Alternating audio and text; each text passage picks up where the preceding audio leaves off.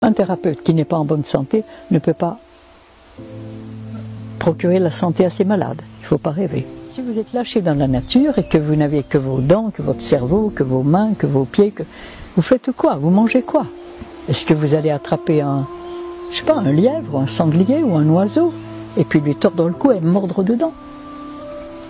Comme un carnivore le fait. Est-ce que vous pouvez faire ça? Non.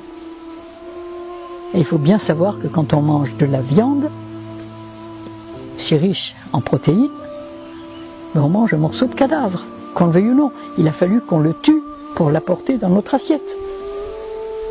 Alors, on est nourri de cadavres, d'aliments morts et d'excitants. On a tant de suicides. C'est incroyable le nombre de suicides qui existent maintenant. Il est certain que quand on est en fréquence basse et destructrice et qu'on n'a plus d'espoir du tout, et on croit que c'est à cause de plein de choses. Non, c'est à cause de la qualité de nos humeurs et de fonctionnement cellulaire qui nous permet de penser et d'aimer et de nous relier à l'intelligence créatrice. Si des graines et qu'on les met dans la terre, ben la récolte est vite faite, hein, il n'y en aura pas. Et si on fait couver des œufs cuits durs, il y a une poule qui risque d'attendre longtemps ses poussins.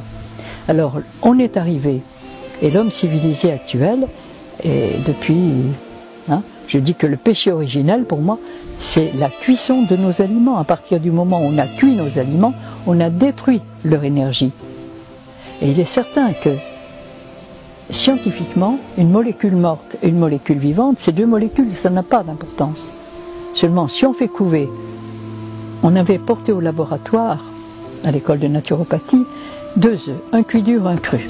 On a reçu exactement les deux mêmes analyses.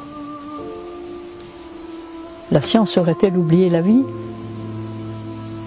C'est bien ce qui me semble être le plus juste, et c'est pourquoi on fait tant de dégâts, de tous les côtés. Et quand on prétend soigner des maladies, avec des malades, avec des poisons qui rendraient malade un bien portant, il faut quand même arrêter de rêver et retrouver un peu de bon sens. Je me souviens avoir appris au catéchisme que pour sortir de l'enfer et aller au paradis, il fallait passer par le purgatoire. Alors, sortir de l'enfer, c'est le monde de la souffrance. Et le paradis, c'est le monde de la créativité et du bonheur. Mais il faut passer par le purgatoire. Et c'est quoi le purgatoire? J'ai bien ri le jour où j'ai compris ça. Eh bien, c'est l'endroit où on se purge. Parce qu'il faut purger. On a fait des salles de bain pour l'extérieur de notre corps. Mais on n'en a pas fait pour l'intérieur. Et il est certain qu'il faut apprendre à nettoyer l'intérieur de notre corps. Et la nature nous a donné des plantes et tout ce qu'il faut pour faire ce petit nettoyage.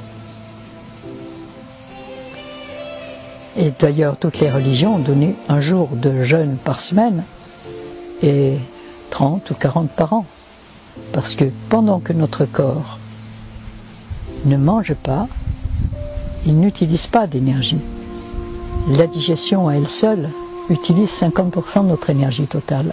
Et quand ces 50% sont disponibles, eh bien notre corps les utilise pour se nettoyer, pour éliminer ses humeurs et pour changer de fréquence. Et c'est pourquoi les religions ont dit qu'il fallait jeûner pour atteindre un niveau spirituel élevé.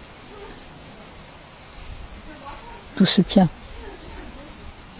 Mais le corps, ce n'est pas un cœur, un foie, c'est un ensemble d'éléments physiques, de systèmes, qui va nous permettre d'aimer, c'est-à-dire qui mieux que l'âme peut nous permettre d'aimer, de penser, c'est l'esprit, c'est le système informatique, et les 3 éléments sont l'âme, l'esprit et le corps.